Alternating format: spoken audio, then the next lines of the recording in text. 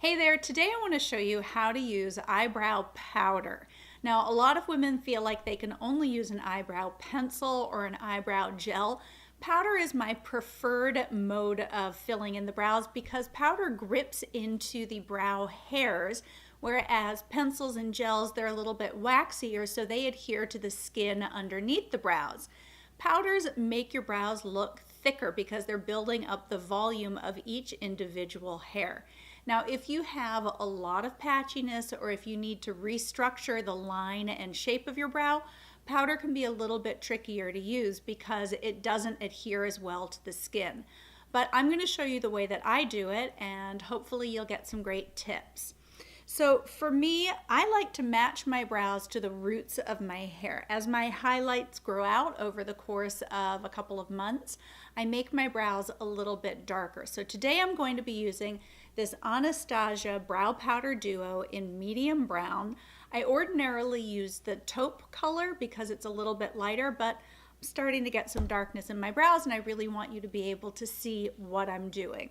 So I'm using my Jenny Patinkin, that's not my name, we're gonna keep rolling, my Jenny Patinkin eyebrow powder brush, and I'm going to dip into the lighter side of the brow powder.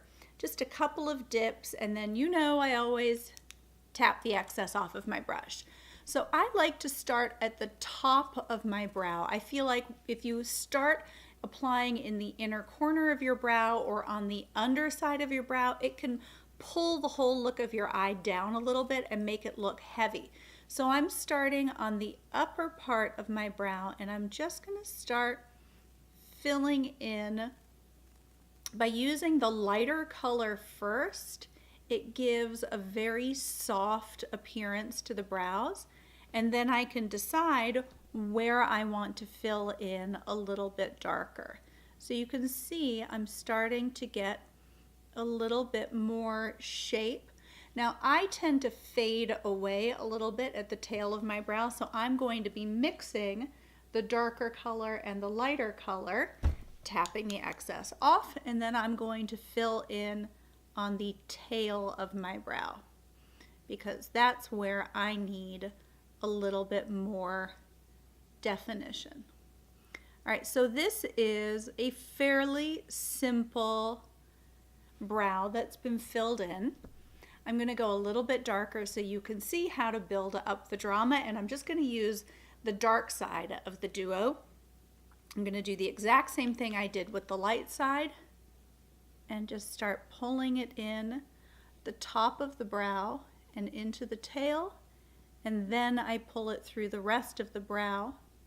I really try not to get too much in this inner corner because I don't personally like that very squared off brow shape. I think it's going to look really dated in a couple of years, and I also think that as we get older it can look a little bit too hard on skin that's starting to soften.